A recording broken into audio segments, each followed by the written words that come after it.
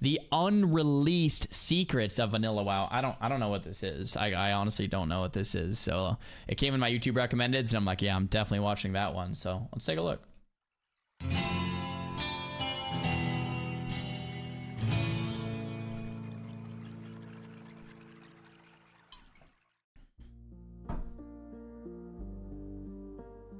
Hey guys, what's up? Mad Season here. I love your voice, Mad Season. It's so calming. With another video for you. Season of Discovery is out. Currently the level cap is 50, and soon players will be getting into the endgame content, and some believe it'll go down the full Classic Plus route with new raids and zones, levels and whatnot, especially with the release of the official timeline where I hope so. At the end for Season of Discovery, the developers tease endgame content updates, which could mean anything really, but whatever it may be, many at least want it to be within the spirit of vanilla. So whatever that means also varies from person to person. But people ask me all the time, should they release arenas in SOD? And the obvious answer people expect me to say is, yeah, dude, that's awesome. Let's do it. I don't think they should. And I've talked about this a lot. And it's what Mad Season just said. They should release things in the spirit of vanilla WoW. Is it vanilla WoW? No, it's SOD. But SOD should respect vanilla WoW. It shouldn't be retail, right? So let me explain what I mean. If Blizzard wants to add a new PvP zone, like the Stranglethorn Vale, that is in the spirit of vanilla WoW because it's based on world PvP. If they want to have some type of duelers guild, duelers arena, awesome. That is in the spirit of vanilla WoW because it's community based. You can watch people duel, you can wager bet, you know, you could do stuff like that, like RuneScape has. That would be awesome and in the spirit of vanilla. But what is not in the spirit of vanilla? Sitting in the town, queuing arenas. That is not in the spirit of vanilla. So no, I don't think they should. I think for SOD, they should stick to and focus on things that are in the spirit of vanilla. Now, it's a bit subjective, sure. Some people will tell you, well, that's in the spirit or this isn't. But I think there's some things that we can all agree on. And I hope that's one of them. I don't think arenas belong in SOD. Maybe a rated battleground. Because battlegrounds always existed in vanilla. And having a way that you can queue that more competitively, maybe. But I would much rather see something that brings the community out in the outworld, not sitting in a city. Something like a Brawlers Guild. All right, let's keep watching. But what could be more close than what the original developers planned back before its release? So that's going to be the focus of today. Though World of Warcraft is quite a large game, it was intended to be much larger. There are quite a lot of zones, instances, and features that were planned at one point, but they were scrapped due to one reason or another. Usually due to a lack of time. So in this video, we're going to show them to see what could potentially be in store for those checking out the Season of Discovery, if Classic Plus is indeed the route that they go down. So some of these you may know of, some maybe not. Let's just start with the big one, and that's the Ashbringer questline. One of the earliest fables within the game was that in vanilla WoW, players could obtain the iconic Ashbringer, which was once held by the leader of the Silver Hand, Alexandros Mograine, and it makes sense. From the Four Horsemen fight in Xaryu, players can obtain the corrupted Ashbringer, and there exists some extra lore in the Scarlet Monastery dungeon. If you take it to the Cathedral Wing, the mobs become friendly, and you get a unique cutscene with some RP between Alexandros and his son, and even some dialogue with High Inquisitor Fairbanks, alluding that the weapon could be cleansed if you brought it to Mograine's lost son in the Outland, which only mystified players back then because, well, the Outland obviously didn't exist. Regardless, it started a mad scramble of players trying to unlock the secrets to cleansing the corruption. Many fake screenshots started to crop up, and players got so desperate that it would infamously lead to fishing outside of Stratholme because it was jokingly referenced in a flavor item that you looted in the Altric Valley battleground. This itself would later be referenced by Blizzard actually for unlocking an alternate appearance for the Legion artifact version of the weapon. But combining all of this with the fact that the weapon does actually exist within the game files, it's not surprising that it became one of the game's most popular myths. But for one reason or another, probably because casters hadn't gotten a legendary yet, they instead went with the Atius chain, and Ashbringer was kind of thrown to the wayside. Ashbringer is just such a cool looking weapon. I would love something like that in SOD. Like, it's just so cool, dude. As time would show, players would finally be able to obtain it during the Legion expansion through the artifact system, but this definitely has potential to see attention within the Season of Discovery. Whether that's a good thing or a bad thing is certainly opinionated. I think that there's definitely weight to the argument that by giving players such an iconic weapon, it's no longer iconic, and we saw that with Legion, with an ashbringer around every corner. But maybe making the chain. I mean, I've talked about this before. I agree somewhat with that. Like, I wasn't a fan of, like, in Legion, everybody gets a legendary, because if everyone has a legendary, then it's no longer legendary, and it undermines what legendary means. Let's not call it a legendary then. Let's call it something else. So, I mean, it is cool to, like, loot one, but that dopamine fades within 1 second when you see everybody with an ashbringer. So you basically take this really shiny object, you give it to everyone, and it feels cool to loot it. I'm not gonna lie, it feels cool. You're like, I got it, and then you look around, everyone has. You're like, oh, okay, yeah. It's like giving away TCG on a Twitch Prime drop. It's like it feels cool when you get it, and you realize it's not rare anymore. So it's actually not that cool anymore. Yeah. So I like the idea of, like, legendaries actually being legendary, having them being rare, kind of how Sulfurous was or Thunder Fury was. So if they added Ashbringer, I would like it to be rare in SOD. I wouldn't want everyone to have one, right? It would have to be most people not having one for the person that had it to be really cool, right? Extremely expensive and time-consuming and difficult to finish could potentially be a way to circumvent that. Maybe they can make it a time-limited system like the Scarab Lord, so only a very few lucky players per server would be the recipients. Right. Next, we have a zone that you probably know about. That's Mount Hyjal. Nestled in northern Kalimdor, there's quite a large zone, but when you mouse over it, you'll find that it doesn't have a name, and the closest that players were able to get to it was on a flight path. But with some tricky wall jumping and some persistence, you'd find a zone that seems fully crafted geographically, but just lacking mobs and NPCs. The one exception being the infamous Guardians of Blizzard, which were these infernals that they haphazardly threw about the area that would insta-kill any trespassers to sort of guard the area. It was a very poor band-aid fix, because players could quite easily sneak past them and explore this never-before-seen zone. Some highlights would be the crater where Archimonde landed in Warcraft 3. Intriguingly, you also have a clone of the Onyxia raid entrance, clearly showing that there were some plans for another raid in vanilla. And finally, of course, the bones of Archimonde hanging off the World Tree, laying in the same spot where he was vanquished in the RTS. This zone would be unfinished for all of vanilla, and would first be repurposed in the Battle of Hyjal raid in the Burning Crusade, and later, of course, in Cataclysm, where it was properly finished with quests, mobs, and NPCs, and players are now enjoying that in Cataclysm Classic, actually. As far as potential content for Classic Plus is concerned, though, this one definitely has a lot of it, and it's usually one of the first zones that people think of for new content in vanilla. After Hyjal, I of course have to follow up with Karazhan. Most know this as the introductory level 70 raid for the Burning Crusade, and then also the remake in Legion, but Karazhan was supposed to be in the vanilla version of the game, and it was ultimately scrapped due to time constraints, and as John Statz described in his book, The World of Warcraft Diary, there were also challenges with level design.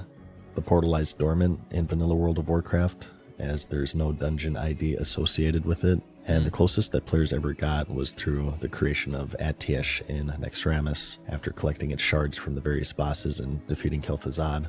Aside from its high-end stats, upon use, it created a portal straight to Karazhan for its wielder and their raid to use, so clearly there were plans for it to be implemented in some way in vanilla. Although the instance itself didn't exist, that didn't stop players from exploring its outskirts. Off to the side is what is known as the Karazhan Crypts, which is completely devoid of mobs and NPCs, but nonetheless is quite extensive, containing many catacombs and corridors, and an underwater room called the Pool of Upside Down Sinners. Obviously, there were big plans here. Some speculate a dungeon, others even another raid, some just a questing area. Blizzard did eventually make partial use out of this area in the Legion expansion, but whether it be the crypts or even the raid itself, it's certainly one of the big unfinished areas just asking to be finished for Season of Discovery. Ashara is a zone infamous for neglect. Blizzard's already kind of hinted at Crypts of Karazhan being one of the 60 raids, right? Like, I'm not making that up. Like, it's pretty much been unofficially confirmed that Crypts of Karazhan will be a 60 raid, which I think would be just so rad, dude.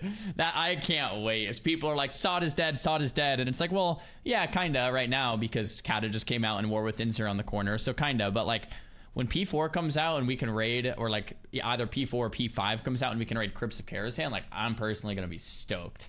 So I can't wait for that. Aside from a handful of quests, a molten core reputation that sends you into the middle of nowhere once a week for a douse, and also a world boss, there's really not a lot going on here. In fact, back in the day, because of this and its resulting low traffic, it was one of the more popular bot farms because they would have less of a chance of being found and reported by the players.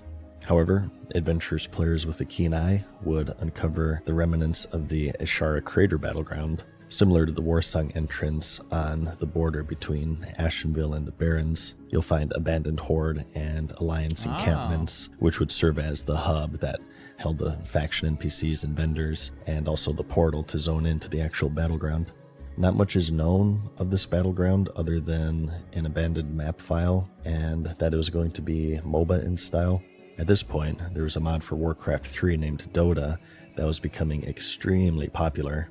As it turns out, popular enough that they would make a standalone version of the game called Dota 2, and eventually escape the grasp of Blizzard through a lengthy legal battle. And though Blizzard tried their hand at this game mode officially in 2015 with the release of Heroes of the Storm, their earliest attempt, if you would call it that, was the Azshara Crater, which would be a third-person MMO take on the genre, dude, that possibly would have been similar insane. to Smite for yeah. those who have played that game. That's not the only missing piece from the zone, though. That might have been Back insane. during the Who pre-release, knows? the more adventurous players would, of all things, find the remnants of the Dark Portal buried in the waters off of the coast, which may seem strange at first, but back during the alpha of the game, they just used this Dark Portal as a placeholder for dungeon entrances. Funny enough, though, back then, because this wasn't as widely known, this would turn Azshara into one of the many hotspots for exploration by players who thought that the Outland secretly existed. Maybe one of those people trying to figure out how to cleanse their ashbringer. But regardless of all of that, at some point, there were plans for a dungeon in the waters of Azshara, but for unknown reasons. Oh, what? Again, probably... This was in the water? Huh? Dude, that would be crazy. But for unknown reasons, again, probably time constraints, it was abandoned. So certainly something they have an opportunity to revive in the season. Yeah, so like in SOD, a lot of people say, "Oh, I hope they bring SOD to TBC and then to Wrath." And I'm sitting here shaking my head. Like, I'm just like, no, please don't do that. That's such a cop out. Like, you just bring your SOD talents and you kill Illidan again. Damn it. Like, no, don't do that, please, Blizzard. What would be way more fun is you release an Uldum raid. You release the Hyjal zone with a new raid. You release an Azshara raid. There's so much in that old world. You can just keep releasing stuff in the old world, at least for years to come, before you even consider releasing us to TBC or Wrath. Or probably never, right? The idea of Classic or Classic Plus is you stay in Eastern Kingdoms and Kalimdor, right? You stay in Azeroth. You don't go anywhere else. And then you just really populate and make that world exciting with a bunch of new content over the years. That sounds awesome to me. But right when, because it's just, I just find it so funny. So many people in my chat will always be like, "Oh, I hope SOD goes to TBC next. That would be hype." And I'm like, no, man, what are we talking about? That's the cop out, like, oh, let's just do TBC stuff. Like, no, let's actually develop that old world that was never developed. That's Classic Plus. That's what I want. Season of discovery and actually give more purpose to a pretty barren zone. Speaking of instances, our next destination lies in Stormwind. In the western part of the city, Right. players can find the Stormwind Stockade, which is a prison overrun by rebellious Defias gang members. Although it's quite simple, it's one of the more iconic and memorable dungeons from vanilla. Most people have run it at some point, but did you know that to the east, Yeah. there's another stockade? It's blocked off by... So, and once again, this is another opportunity for another raid in Classic WoW versus just moving on to TBC. It's like, dude, you could develop this game for literally years to come. Gate, you know? But if you're able to slip past it, you'll find a portal, and this one actually works. This is the Stockade raid, as it's known. Think the dungeon, but just much bigger and much easier to get lost in since everything looks the same. Oh, wow. Pretty much. I didn't know you could this get inside version of it. holds 2 floors of the rooms and hallways that you can find in the Stockade dungeon. It is completely empty of mobs, of course, but interesting to see that it was finished enough to actually exist. Now, some would say that this doesn't really have a lot of potential for Classic Plus because it's unfair to the Horde, and my response to that is, first off, fuck the Horde. But 2, I would actually make the argument that this is exactly what the spirit of vanilla is. Vanilla is quite known for not being hyper obsessed with balance and fairness. I mean, just look at the 2 exclusive classes. Maybe a good middle ground would be that if it is a raid or a dungeon, then give the Horde an equivalent somewhere in Orgrimmar. But like, because RFC is a Horde-only dungeon, you could do like an RFC raid in Org and then a Storm and Stockades. I actually like that idea. You have 2 different raids, and that way for replayability, if you never did the RFC raid in Orgrimmar, you'd have to like make a Horde alt to actually try it, similar to trying a Shaman. If you only played Alliance, you'd have to make a character on Horde. I actually agree with Mad Season there. And I'm obsessed with the idea that you don't strive for perfect balance, which might sound weird. It's like, I think in 2024 as a gamer, it's like, oh, everything needs to be perfect. If arcane mages do 4% more damage than fire mages, then I have to play arcane. And it's like, that's not the way game design worked back then. Game design back then was like, oh yeah, we'll just give like shamans to the Horde, pallies to the Alliance, and they'll figure it out, you know? And like everyone played suboptimal stuff all the time. And I don't know, to me, that's what was kind of fun. And that game design theory lasted for a long time. Like all the way through like, so in TBC, mages just played Frost for PvP. And in PvE, they played like Arcane or Fire. And that's just the way it was. And warriors usually played Fury or Prot for PvE, whether you're tanks or DPS, and arms for PvP. It was like that in vanilla and like for many expansions afterwards. Maybe there's some patches here and there, but for the most part, and similar with Disc Priest and Holy Priest, and similar with Sub Rogue and Combat Rogue, right? There was just PvP specs that kind of worked, and if you wanted to PvE, then you would just respec, right? And it's like, you want to play this raid? Well, just play Alliance then. Right? It wasn't about making everything perfectly equivalent and perfectly fair. It's like, well, you want that, then just go play that, right? You want to play Horde, go play Horde. You want to play this Alliance raid, go play Alliance. You want that PvE spec, well, go play that PvE spec. Instead of this idea of, well, let's make every spec just as good. Let's like, you know, I don't know. Maybe I just sound old here, but I think this old game philosophy design is actually completely fine. Still keep them completely unique. Unique bosses, unique layout, quests, loot. I think that would be way more spirit of vanilla than anything else that they could do. Yeah, absolutely. And it also encourages replayability since both factions offer more unique experiences. Exactly right. But we're not leaving Stormwind yet. I, of course, have to mention this gate right here between the Trade District and Old Town. Kind of in a dead-end area, you'll find an instance portal that's gated off. Or I just thought of another idea. If you really didn't want to do that, you could create an alternative entrance somewhere from a sewer. You know, like you create some entrance from a sewer. But I don't mind the idea of just giving Horde a separate raid, to be completely honest. Which just left players wondering what plans they had for it. But as it turns out, what you're looking at is one of the earlier attempts at player housing. Not the first, as evidenced by the screenshot from the alpha, which perfectly encapsulates exactly why housing wouldn't work in World of Warcraft. Every area has a purpose, whether it be a questing hub, a spawn location for enemies. Giving players the ability to drop houses would be disruptive, assuming that they behave, which they of course won't, because the first thing they'll do is plop it down on top of critical hubs. For player housing to work, the world has to be built for it. A good example here would be Star Wars Galaxies, where the planets were absolutely massive, but also mostly empty to support player buildings, and not just houses, and not even neighborhoods, but entire cities with shuttle ports and respawn points. and strip clubs. Bro. But because the world wasn't built for it in WoW, the only way for it to work really is for it to be instanced, and the developers realized this as early as vanilla, as you could see, as this portal would zone you into a housing district in Stormwind, where presumably you could purchase or rent your own residence, possibly decorate it, possibly invite party or guild members over, maybe a good RP spot for guild meetings or something. But as was shown in the Warlords of Draenor, this system also has its issues, such as the world becoming empty and feeling more like a single-player game, which is very anti-vanilla in my opinion. So as far as Classic Plus is concerned, I think that it would be a bad call, and I think because of that it probably won't be a thing, but I wanted to mention it anyway since I feel like it's too big to leave out.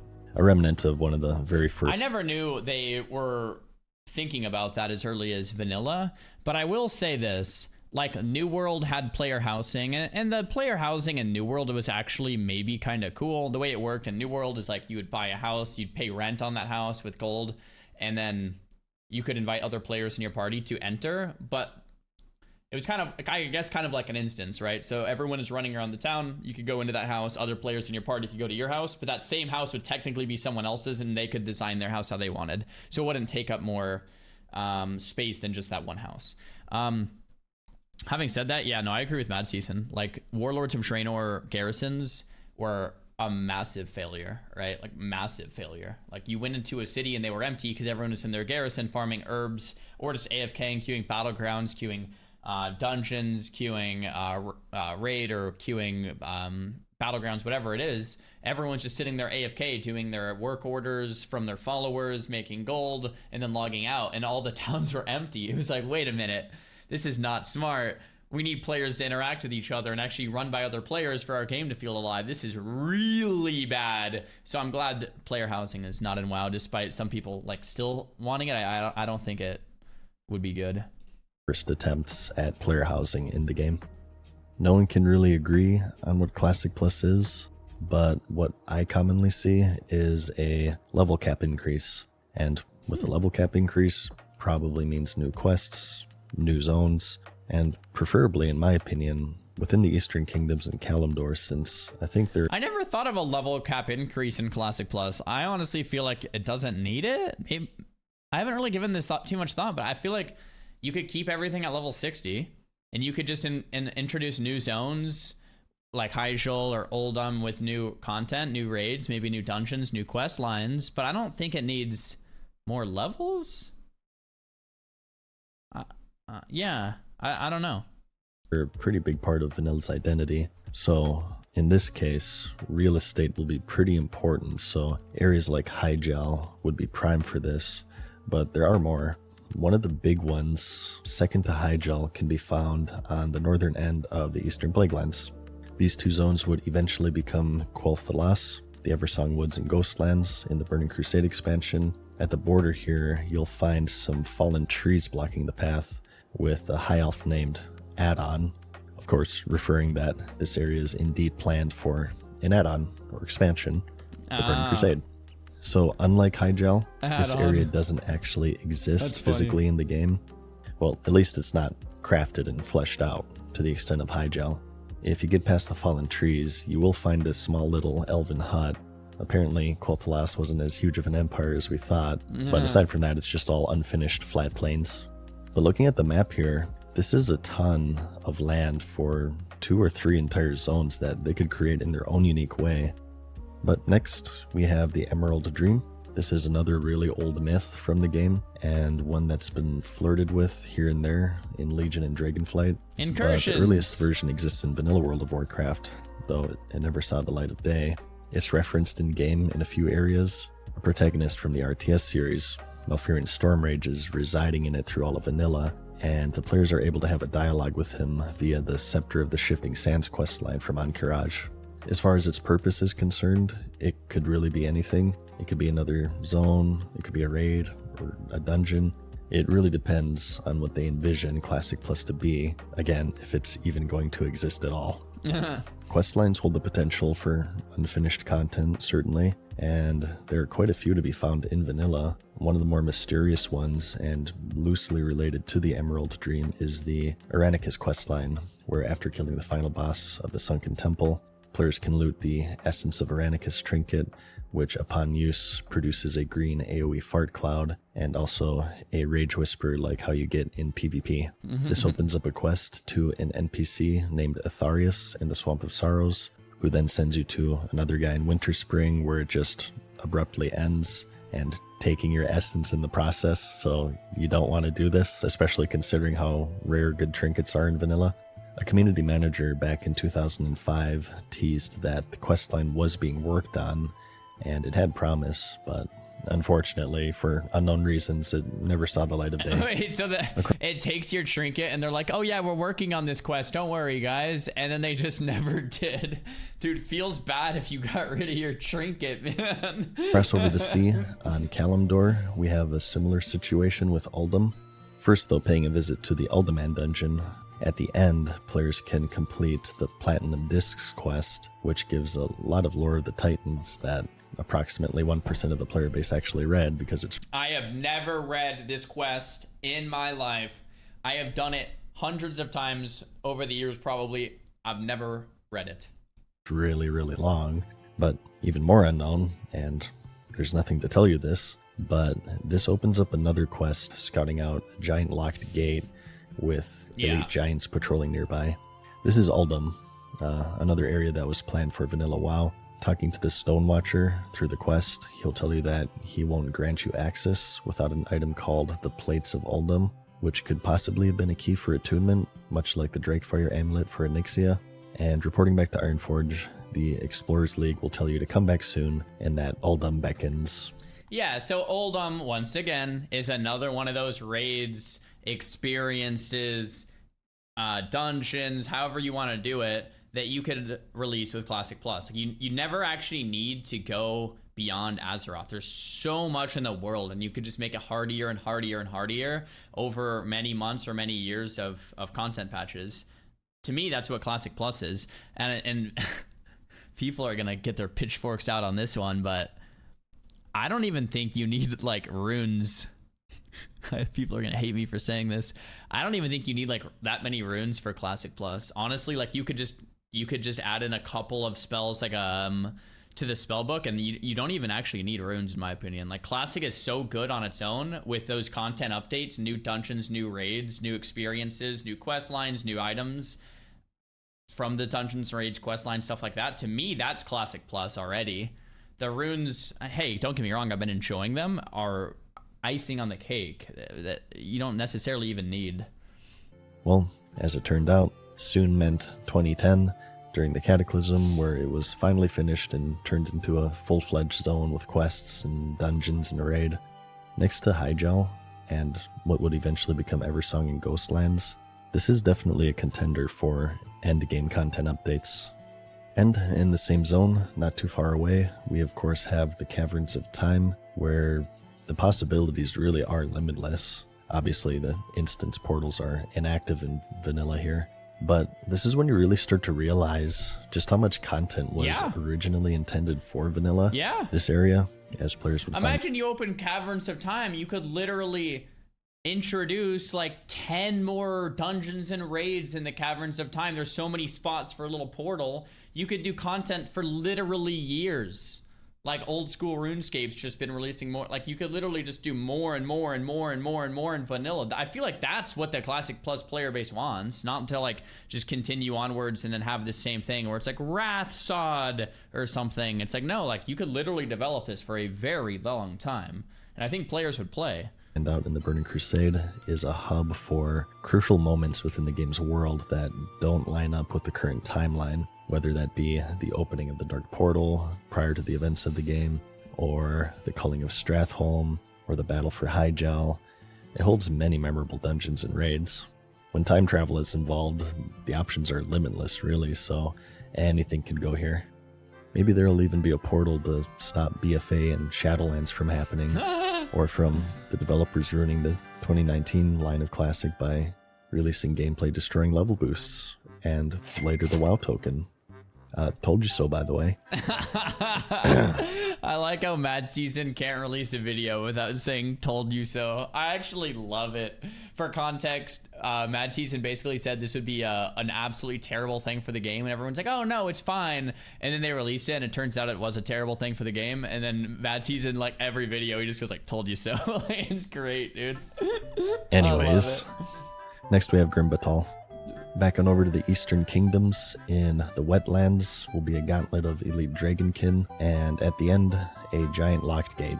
The War of the Three Hammers, which were between the Bronzebeards, the Dark Irons, and the Wild Hammer, had concluded, with the Bronzebeards as the victor, and while the Dark Irons got drunk and made their home in the Blackrock Mountain, the Wild Hammer ventured north, past the gates of Dun Gaz, and founded their own kingdom in the mountain of Grim Batol, which they were later forced out of after it had been cursed during an attack by the Dark Iron.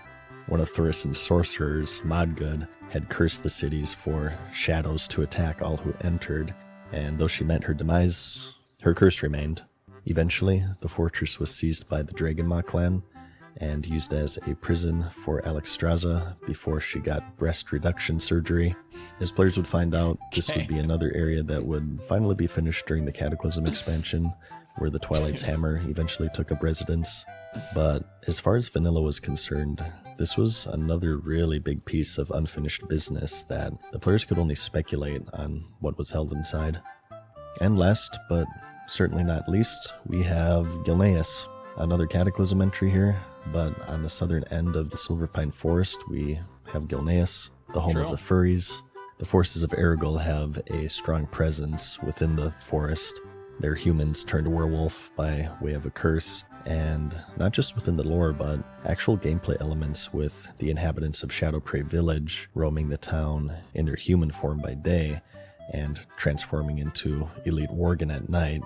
One of the few areas in the game that actually changes depending on the time of day, in fact. If you manage to sneak past the gate, you'll find an empty chasm awaiting you. It's not quite as extravagant as the Cataclysm version, I'd say, but another one of the big mystery areas in vanilla that could definitely have some potential here. Definitely, yeah. But that's about it for the most major stuff, at least.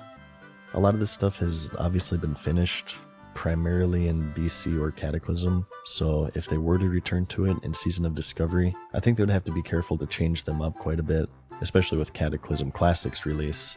I think that it would be wise to maintain separation. No one can agree on what Classic Plus is, but from what I've seen, a lot of it is that it should be an alternate timeline that splits away from BC and goes down its own route. Yeah. So seeing these areas finished with, quote, the spirit of vanilla touch that people talk about could definitely have a lot of potential. Absolutely. Really, how closer can you get than to finish content that was originally made by the original developers back in 1999 to 04? Yeah. So considering that, if they do go down the Classic Plus route, it wouldn't at all surprise me that at least a few of the things in this video would see some attention in later phases. Even if not though, I hope that this video was at least interesting and give you a peek at just how much bigger this game could have been. But aside from that, like the video if you liked it, because I'll see you in the next one. Peace. Banger upload from Mad Season, dude. Like, this video does a great job of showcasing how much content you can really add into vanilla. If Blizzard wants to, there could be years and years of development on new raids, new dungeons, new quest hubs, new items. Yeah, I mean, there's a lot there. We'll see what happens. We'll see what happens with SOD Phase 4, SOD Phase 5, aka Classic Plus, where that actually leads. If they shut down SOD and actually do like a proper Classic Plus, who knows? Who knows? Who knows? Good video though.